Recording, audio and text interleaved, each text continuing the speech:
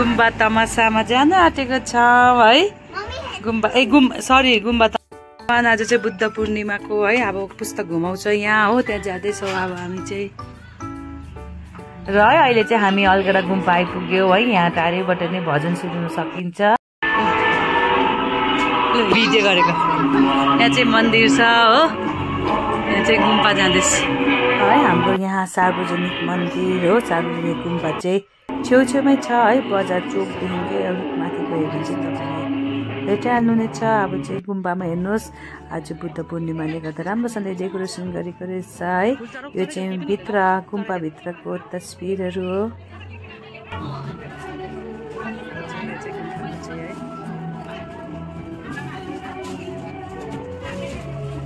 र हरेक साल चाहिँ यहाँ गुम्बामा चाहिँ बुद्ध पूर्णिमा चाहिँ धुमधामसित मनाइन्छ हो। अनि म चाहिँ धेरै साल बाद चाहिँ है यहाँ मन्दिर गुम्बा आउने चाहिँ सौभाग्य पाएको र साथसाथै नानीहरूलाई पनि लिएर आएको। र यहाँ चाहिँ अहिले है प्रसाद वितरण गर्नुको लागि चाहिँ प्याकिङ हुँदै रहेछ। अहिले चाहिँ पुस्तक परिक्रमा चाहिँ बजारमा भइरहेको छ अरे। र अब हामी चाहिँ त्यहाँ जानु लागेको। हामी चाहिँ अहिले पुस्तक ढोक्नुलाई यहाँ पर्खिरहेको छौँ र साई समितिको तर्फबाट पनि यहाँ पुस्तक बोक्नेलाई चाहिँ यहाँ जुस पानी है चिप्सहरू राखिदिएको रहेछ। अनि यहाँ चाहिँ है पुस्तक बोकेर भ्रमण गर्ने सबै नानीहरूलाई चाहिँ प्रसाद वितरण गरिरहेको छ हो। अनि गुम्बाबाट चाहिँ जम्मा 108वटा चाहिँ पुस्तक चाहिँ निकालिएको हुन्छ परिक्रमाको लागि हरेक साल होइन। अनि यो पुस्तक ढोक्यो भने चाहिँ हाम्रो सबै पाप नाश भएर हाम्रो मन शुद्ध शरीर शुद्ध हामीलाई है राम्रो हुन्छ भनिकन चाहिँ पुस्तक ढोक्ने चलन छ। लगभग 3 साल बाद चाहिँ मैले फेरि है पुस्तक ढोक्ने चाहिँ अवसर पाइरहेको छु हो।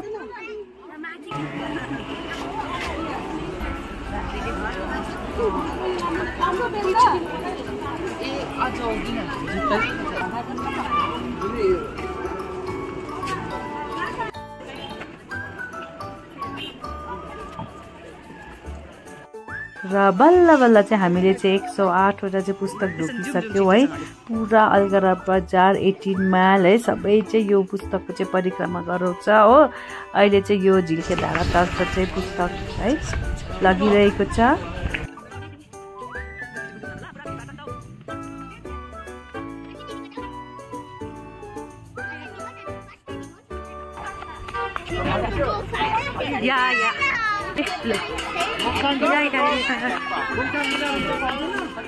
हजुर आएन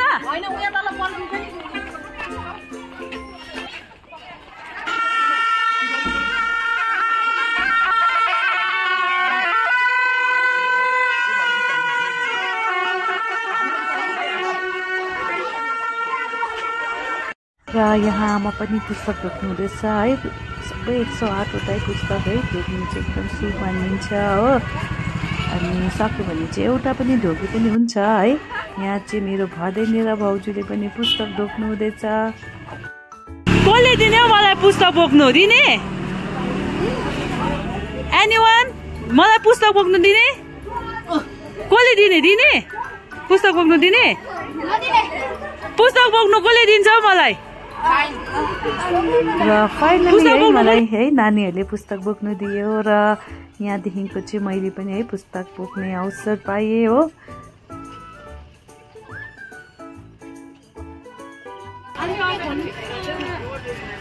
आज है र 3 साल अगाडि पनि पुस्तक ढोक्ने चाहिँ सौभाग्य पाएको थिएँ। र पुस्तक बोक्नु चाहिँ है यो चाहिँ अब लङ टाइम भनौँ भने स्कुल डेज कलेज डेजमा चाहिँ लास्ट बोकेको है। लगभग एराउन्ड है 18 इयर्स बाद चाहिँ मैले पुस्तक बोक्ने चाहिँ अवसर पाएँ। I am so happy so blessed. फेरि हामी छोरीले पनि है पुस्तक बोक्ने चाहिँ अवसर पायो। हामी बिचमा भए पनि है पुस्तक चाहिँ पायो। एउटा नानीलाई साह्रो गाह्रो भइरहेको छ बोक्नु, अनि आन्टीलाई है बोक्नु दियो र 18 माइलसम्म चाहिँ है यो पुस्तक घुमायो। र फेरि युटर्न मारेर चाहिँ बजारतर्फ है गुम्बा भएको तर्फ गइरहेको छौँ। कहाँ थाक्नु बोक्ने? र हाम्रो बुवा पनि अचानक है लट्ठी टेक्दै टेक्दै एकछिनमा आइपुग्नु भएछ हो। अनि पुस्तक बोक्नुहुन्छ अरे हो भनेर चाहिँ मेरै पुस्तकै एकछिन बोक्नु दिइरहेको छु बुवालाई हो। जति सक्नुहुन्छ तबसम्म चाहिँ बोक्नुहोस् भनिकन।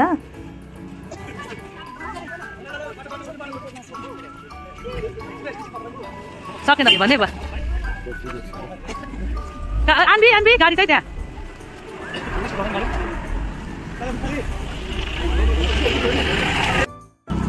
र जग्गा जग्गामा चाहिँ यसरी भक्तहरू चाहिँ पुस्तक ढोक्नु बसिरहेको हुन्छ र सबैलाई पुस्तक ढोकाउँदै ढोकाउँदै चाहिँ हिँड्नुपर्ने हुन्छ। र हामी 18 माइल कटेर चाहिँ है यो अलगढातर्फ बढिरहेको छौँ अगाडि हो। अनि आन्बीलाई चाहिँ पहिला पुरा डर लागेको, धेरै बोक्नु पुरा गाह्रो हुन्छ भन्ने, तर पुस्तक बोक्दा त एकदमै उसलाई त कम्फर्टेबल भयो हो। सी इज ह्याप्पी र उसको चाहिँ अब लाइफमा चाहिँ फर्स्ट टाइम हो पुस्तक बोकेको हो। ओम नमः शिवाय, ओम नमः शिवाय, ओम नमः शिवाय, ओम मानिक, ओम मानिक, ओम मानिक, ओम मानिक, ओम पानी पेर्नु, ओम माने पेर्नु। र हामी चाहिँ यो 8 माइलदेखिको अलगढा आउँदा चाहिँ एकदम ठाडो पर्छ, पसिना खल खल भयो, रातो पिरो भयो। म त अब चाहिँ यो गुम्बा है जाने ठाडो कालो भइरहेको छौँ हो। अब चाहिँ हामी गुम्बा पुग्नै लागेको छ। ओम माने पेमे हो, ओम माने पेमे हो, ओम माने पेमे हो, ओम माने पेमे हो। र हेर्नुहोस् हो एकदमै दिन चाहिँ घमाइलो भयो, न पानी न घाम हो। अहिले चाहिँ हामी पुस्तक थन्काएपछि चाहिँ यहाँ हामी है लन्चको लागि लाइनमा बसिरहेको छौँ। यहाँ चाहिँ प्युर भेज खाना पनि वितरण गरिरहेको छ हो। आज चाहिँ बनाएनौ कि ब्लगिङ गरेन आज?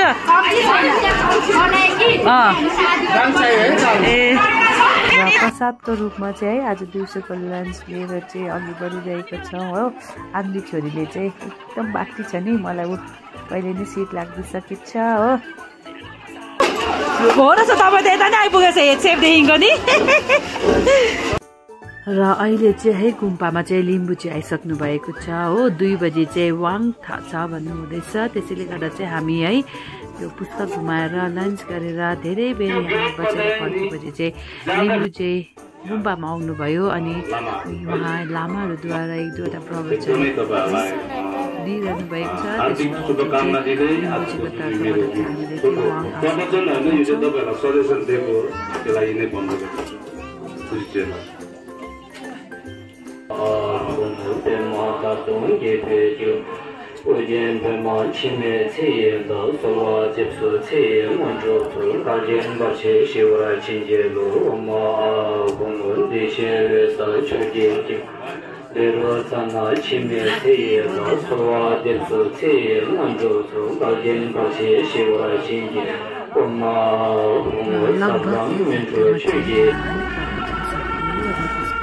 यहाँ फेरि अब पहिले लामाद्वारा चाहिँ लिम्बूचोकको तर्फबाट चाहिँ वाङ थाप्छ। त्यसपछि चाहिँ सबै भक्तजनहरूले चाहिँ वाङ थाप्नु सक्नेछ।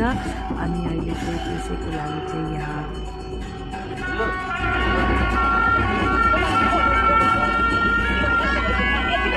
र अब चाहिँ है भक्तहरूको वाङ थाप्ने टाइम आयो र हामी चाहिँ लाइनमा बसिरहेको छौँ।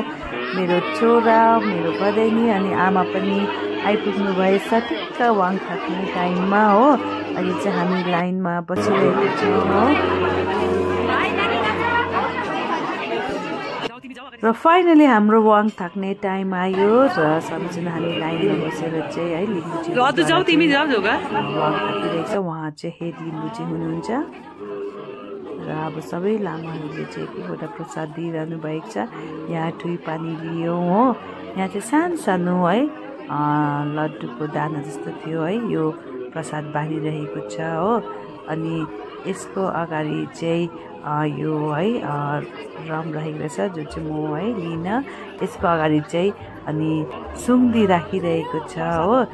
यो सुङ्दी चाहिँ एकदमै हो लिम्बू चाहिँको चाहिँ मन्त्र गरेर चाहिँ यहाँ राखेको भनिन्छ। यो एकदम लाउनु चाहिँ एकदमै है भूत पिशाचहरूबाट पनि सबैलाई टाढो गर्छ भनिन्छ है। अनि हामी सबैले पनि वाङ थापिसक्यौँ र वाङ थापिसकेर बाहिर हामी सबैले प्रसाद पनि लियौँ। अब चाहिँ हामी घरतर्फ गइरहेको छौँ। ए के मिला अझ देखाउ न आन्टी देखाउ न ल हामी हाम्रो अलगढाको सार्वजनिक मन्दिर आइरहेको छौँ। यहाँ यस्तो छ हाम्रो सार्वजनिक मन्दिर चाहिँ।